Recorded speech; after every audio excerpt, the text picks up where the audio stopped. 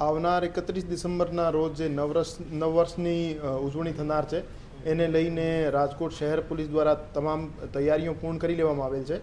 અને રાજકોટ શહેર એસઓજી દ્વારા એક એફએસએલની મદદની સાથે એક એનડીપીએસનો કન્ટેન્ટ કોઈ માણસે કન્ઝ્યુમ કર્યો છે કે કેમ આ ચેક કરવા માટે એક નવી કિટ એમની પાસે આવેલી છે. એના મારફતે જે એનડીપીએસનો કન્ટેન્ટનો કન્ઝ્યુમર્સ છે એને ચેક કરવામાં આવશે અને આ સિવાય તમામને પોલીસ સ્ટેશન સ્તરે બ્રીથ એનાલાઇઝર આપી દેવામાં આવ્યા છે અને આના આધારે કોઈએ ડ્રિંક એન્ડ ડ્રાઈવ કરી રહ્યા હોય અથવા દારૂ પીને જાહેરમાં ફરી રહ્યા હોય તો એવા માણસોને ચેક કરવામાં આવશે અને એના વિરુદ્ધ પગલાં લેવામાં આવશે. આ સિવાય ડીજી સાહેબની અને સ્થાનિક સ્તરેથી પ્રોહિબિશનની અને ડ્રગ્સની એક ડ્રાઈવ આપી દેવામાં આવી છે. આ ડ્રાઈવ દરમિયાન ગઈકાલે પણ દેશી દારૂના જે જગ્યાઓ હતી એના ઉપર રેડ કરવામાં આવેલ હતી અને કેસો કરવામાં આવેલ હતા અને આવનાર દિવસોમાં પણ એ જ રીતે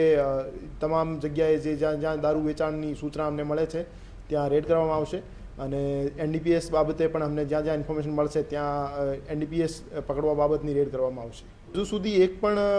જે 31 ડિસેમ્બરના રોજ જે પાર્ટીઓ યોજનાર છે એમાં એક પણ મંજૂરી આપવામાં આવેલ નથી. અમારી પાસે as of now 8 permission letters આવ્યા છે જેના આધારે એની ચકાસણી સ્થાનિક પોલીસ સ્ટેશન સ્તરેથી ચાલુ છે અને તમામ ડોક્યુમેન્ટ્સ અને તમામ જે એમને લીગલ કાગજાત એમના હોવા જોઈએ એ ચેક કર્યા પછી એમને પરમિશન આપવામાં આવશે. આ તમામ આયોજકોને પોતાની સિક્યોરિટી એજન્સી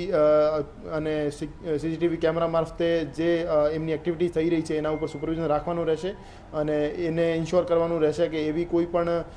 ઘટના ના બને જેના કારણે એને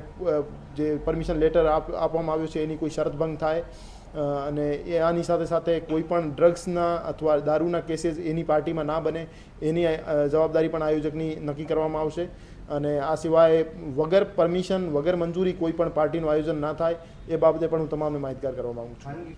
પોતાની સ્તરે ખાનગી ફાર્મ હાઉસમાં કોઈ પાર્ટી કરે તો એનાથી પોલીસને કોઈ વાંધો નથી, પણ એમાં પ્રોહિબિશન ડ્રગ્સ અથવા કોઈ પણ અવૈધ ગતિવિધિ ચાલશે તો એના ઉપર પોલીસના દરોડા પાડવામાં આવશે અને એના વિરુદ્ધ કાયદાકીય કાર્યવાહી કરવામાં આવશે. મહિલા સુરક્ષાને લઈને રાજકોટ